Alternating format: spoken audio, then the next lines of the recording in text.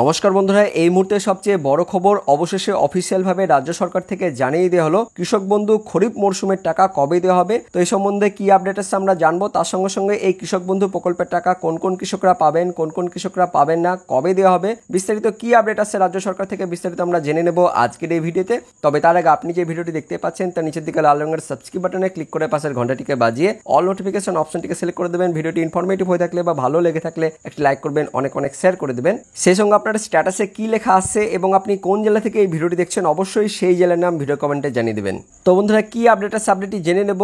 কৃষক বন্ধু নতুন প্রকল্প সহ অন্যান্য সরকারি সহায়তা প্রদান অনুষ্ঠান মাননীয় মুখ্যমন্ত্রী মমতা বন্দ্যোপাধ্যায় সারা রাজ্যব্যাপী কৃষক বন্ধু নতুন প্রকল্পে চলতি খরিফ মরশুমের জন্য 89 লক্ষ কৃষককে মোট 2385 কোটি টাকা সহায়তা প্রদানের শুভারম্ভ করবেন। এর পাশাপাশি কৃষি যন্ত্রায়ন, কৃষক বন্ধু নতুন মৃত্যুজনিত সহায়তা যেটা ডেথ বেনিফিট স্কিম, তার সঙ্গে সঙ্গে বাংলা কৃষি সেচ যোজনা, কৃষি পরিকাঠামো তহবিল সহ বিভিন্ন প্রকল্পের অন্তর্ভুক্ত উপভোক্তাগণকে সরাসরি সহায়তা প্রদান করবেন। তো কোথায় এই সূচনা হবে, কবে হবে, এই সম্বন্ধে বলা হয়েছে। এটা করা হবে গোদারমাঠ নবাবহাট মোড় বর্ধমান জেলায় করা হবে। তারিখ 27 জুন অর্থাৎ সোমবার দিন কিন্তু এই সূচনা করবেন মুখ্যমন্ত্রী মমতা বন্দ্যোপাধ্যায়। সময় দুপুর 2:30 অর্থাৎ 27 জুন সোমবার দিন দুপুর 2:30 কৃষক বন্ধু প্রকল্পের টাকা দেওয়া হবে। তার সঙ্গে সঙ্গে কৃষি যন্ত্রায়ন এই প্রকল্পের টাকা দেওয়া হবে। কৃষক বন্ধু নতুন মৃত্যুজনিত যেটা সহায়তা সেটারও টাকা দেওয়া হবে। কৃষি সেচ যোজনা তার টাকা দেওয়া হবে। কৃষি পরিকাঠামো তহবিল সহ এই সমস্ত প্রকল্পের টাকা প্রদান করবেন মুখ্যমন্ত্রী মমতা বন্দ্যোপাধ্যায়। তো কৃষক বন্ধু প্রকল্পে কোন কোন কৃষকরা টাকা পাবেন, কোন কোন কৃষকরা টাকা পাবেন না, সেটা কিভাবে জানবেন। তো সেটা জানার জন্য প্রথমে আপনাদের মোবাইলের ব্রাউজারে চলে আসতে হবে। ব্রাউজারে গিয়ে গুগলে চলে যাবেন।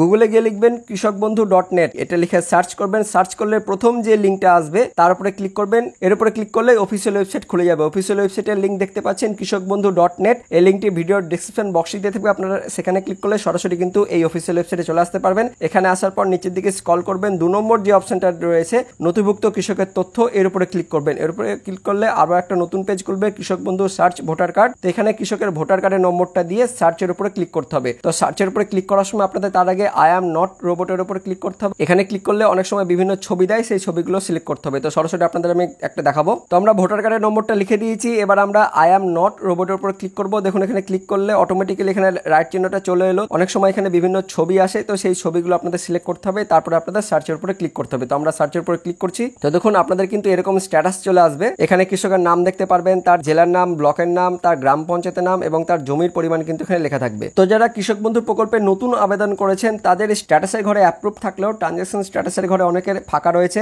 আবার অনেকে ডিডিএ অ্যাপ্রুভ লেখা চলে এসেছে, অনেকের আবার এডিএ আপলোডের লেখা চলে এসেছে এবং দেখতে পাচ্ছেন এই কৃষকের কিন্তু ইতিমধ্যে অ্যাকাউন্ট ভ্যালিড লেখাও কিন্তু চলে এসেছে। তো আপনাদের আরো একটি খবর জানিয়ে রাখি যে যাদের অনেকদিন ধরেই এই ট্রানজাকশন স্ট্যাটাসের ঘরে ডিডিএ অ্যাপ্রুভ লেখা ছিল তাদের কিন্তু ইতিমধ্যে অ্যাকাউন্ট ভ্যালিড লেখা চলে এসেছে। তো আপনার ট্রানজাকশন স্ট্যাটাসে অনেকদিন ধরে যদি ডিডিএ অ্যাপ্রুভ লেখা যদি থাকে তো এই মুহূর্তে আপনাদের কিন্তু অ্যাকাউন্ট ভ্যালিড লেখা কিন্তু চলে আসতে পারে। তো আপনারা অবশ্যই চেক করে দেখবেন যে আপনাদের অ্যাকাউন্ট ভ্যালিড লেখা চলে এসেছে কিনা এবং ট্রানজাকশন স্ট্যাটাসের ঘরে কি লেখা বর্তমানে দেখাচ্ছে অবশ্যই কমেন্টে জানিয়ে দেবেন। তো ট্রানজাকশন স্ট্যাটাসের ঘরে যাদের অ্যাকাউন্ট ভ্যালিড লেখা কিন্তু ইতিমধ্যে চলে এসেছে তারা কিন্তু 27 তারিখ অর্থাৎ সোমবার দিন কৃষক বন্ধু প্রকল্পের টাকা পেয়ে যাবেন। এবং যাদের এখনো পর্যন্ত ডিডিএ অ্যাপ্রুভড লেখা আছে বা এডিএ আপলোডেড হয়ে আছে তাদের কিন্তু 27 তারিখের মধ্যেই যদি অ্যাকাউন্ট ভ্যালিড এই লেখাটা যদি এখানে চলে আসে তাহলে কিন্তু তারা 27 তারিখ অর্থাৎ সোমবার দিন কিন্তু দুপুর 2:30টার সময় কৃষক বন্ধু প্রকল্পের টাকা পেয়ে যাবেন। তবে অ্যাকাউন্ট ভ্যালিড এই লেখাটা ব্যাংক থেকে করা হয়, তাই অ্যাকাউন্ট ভ্যালিড লেখা হতে একটু কিন্তু সময় লাগবে। তো সেক্ষেত্রে কিন্তু আপনাদের অপেক্ষা করতে হবে। তবে 27 তারিখের মধ্যে না হলেও পরবর্তীতে আপনাদের ট্রানজাকশন স্ট্যাটাসের ঘরে যদি অ্যাকাউন্ট ভ্যালিড লেখা চলে আসে তো সেক্ষেত্রে কিন্তু আপনারা কৃষক বন্ধু প্রকল্পের টাকা পেয়ে যাবেন। কারণ কৃষক বন্ধু প্রকল্পের টাকা 27 তারিখ থেকে পরবর্তী কিন্তু দিনগুলোতেও দেওয়া হবে। অর্থাৎ 27 তারিখে কেউ কেউ পাবেন, 28 তারিখে কেউ কেউ পাবেন, 29 তারিখে কেউ কেউ পাবেন। অর্থাৎ প্রত্যেক দিন কিন্তু ধাপে ধাপে কৃষক বন্ধু প্রকল্পের টাকা দেওয়া হবে। তো শুধুমাত্র যে 27 তারিখে কৃষক বন্ধু প্রকল্পের টাকা দেওয়া হবে এমনটা কিন্তু নয়, ধাপে ধাপে কিন্তু প্রত্যেক কৃষকই কৃষক বন্ধু প্রকল্পের টাকা পেয়ে যাবেন যাদের অ্যাকাউন্ট ভ্যালিড লেখা কিন্তু চলে আসবে। তো যাদের এখনো পর্যন্ত এডিএ আপলোডেড হয়ে আছে বা ডিডিএ অ্যাপ্রুভড হয়ে আছে তারা কিন্তু অপেক্ষা করবেন। আপনাদের 27 তারিখ থেকে পরবর্তী 2-3 দিনের মধ্যে যদি অ্যাকাউন্ট ভ্যালিড লেখা যদি চলে আসে তো সেক্ষেত্রে কিন্তু আপনারা কৃষক বন্ধু প্রকল্পের টাকা পেয়ে যাবেন। তো বন্ধুরা, এই ছিল এই মুহূর্তে সবচেয়ে বড় আপডেট যে 27 জুন থেকে কৃষক বন্ধু প্রকল্পের টাকা দেওয়া হবে। তো আপনার ট্রানজাকশন স্ট্যাটাসের ঘরে কি লেখা দেখাচ্ছে অবশ্যই কমেন্টে জানিয়ে দেবেন এবং ভিডিওটিকে অনেক অনেক শেয়ার করে দেবেন যাতে প্রত্যেকে আপডেটটি জানতে পারে। তো দেখা হচ্ছে পরবর্তী লেটেস্ট আপডেট নিয়ে, ততক্ষণের জন্য বন্দে মাতরম, জয় হিন্দ।